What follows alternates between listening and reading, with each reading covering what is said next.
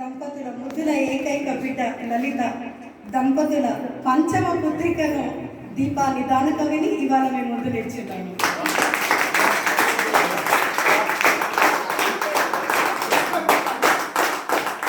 ముందుగా నాకు జన్మనిచ్చిన నా తల్లిదండ్రులకు ప్రణామాలు. మాతృదేవోభవ, పితృదేవోభవ, ఆచార్య దేవోభవ, ఆచార్యులందరికీ నా పాదాభివందనం. 1988వ సంవత్సరంలో పూర్వ శిశుతో నా జీవితం ఈ శ్రీ సరస్వతి విద్యా మందిరం అలియాబాద్ పాఠశాలతో మొదలైంది. మా తండ్రి గారు ప్రొఫెసర్ ఎన్ఆర్ వెంకటేశం గారు జంగమెట్టు మొత్తానికి సుపరిచితులే. ఎందుకంటే ఆయన్ని ఆదర్శంగా తీసుకొని ఒక పూరి గుడిసెలో పెరిగి పెద్దవాడై తిండి తినడానికి కూడా లేని పరిస్థితుల్లో ఆయన చదువుకొని ఒక ప్రొఫెసర్ స్థాయికి ఎదిగిన తర్వాత తనలాగా ఆ జంగమెట్టు మొత్తం కూడా పిల్లలందరికీ విద్యాదానం చేయాలి అన్న ఒకే ఒక దృఢ సంకల్పంతో నా తండ్రి ఆ రోజు అందరికీ చేయూతనిచ్చి సగం శిశుమందిరం పాఠశాలలో జంగమెట్టు విద్యార్థులే చదువుకోవడం అన్నది నిజంగా నాకు చాలా గర్వకారణంగా ఉంది.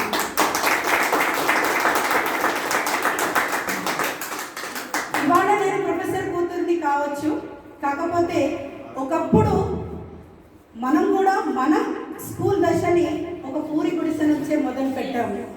ఆ తర్వాత ఒక బిల్డింగ్లోకి వచ్చాము. మనము 9వ తరగతి చదువుతున్నప్పుడు ఇక్కడ మనకు లెఫ్ట్ సైడ్లో ఒక బిల్డింగ్ కన్స్ట్రక్షన్ అయింది. అప్పుడు మనందరం కలిసి, అంటే బాలికలు అందరము, వనజాచార్య గారి ఆధ్వర్యంలో, ఆచార్య అప్పట్లో కల్చరల్ హెడ్ ఉండే ఆచార్య మనల్ని ఇంటర్ స్కూల్స్ కాంపిటీషన్లో భాగంగా శారదా స్కూల్ మన పక్కన ఉన్న స్కూల్కి తీసుకెళ్లారు. అందులో సింగింగ్లో శశోధన పాటకు నాకు ఫస్ట్ ప్రైజ్ వచ్చింది. పైన కూర్చొని అన్నం తింటుంటే బాయ్స్ అంతా నన్ను బాగా టీజ్ చేసేవాళ్ళు. ఇప్పుడు అట్లా కాదమ్మా, బాగా ధైర్యం వచ్చింది నాకు. సో అప్పుడు అందరూ కూడా నన్ను బాగా ఏడిపించేవాళ్ళు. చాలా చిన్న విషయాలకు కూడా నేను బాగా బాధపడేదాన్ని స్కూల్లో.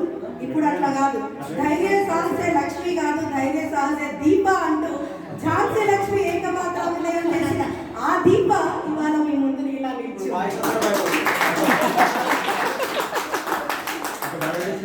సో నాకు చాలా ఆనందమైన విషయం స్కూల్ నుంచి టేక్అవే ఏంటి అంటే, అందరు ఆచార్యులు ఆత్మీయులే. పద్మాచార్య అంటే మనకు భయం ఉండే, కానీ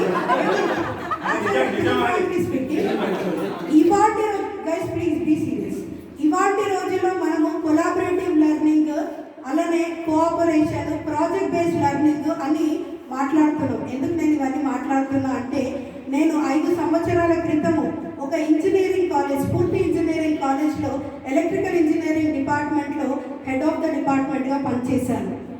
సో అక్కడ మేము కొలాబరేటివ్ లెర్నింగ్, అందరం కూర్చోవాలి, ప్రాజెక్ట్ బేస్డ్ లెర్నింగ్ అని మనం మాట్లాడుకున్నాము. స్లో లెర్నర్స్, ఫాస్ట్ లెర్నర్స్ అని మాట్లాడుకున్నాం.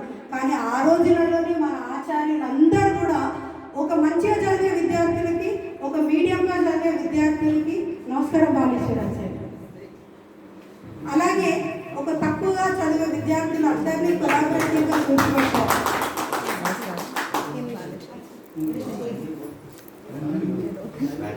అలా కూర్చోబెట్టి మనందరినీ చదివించేవారు.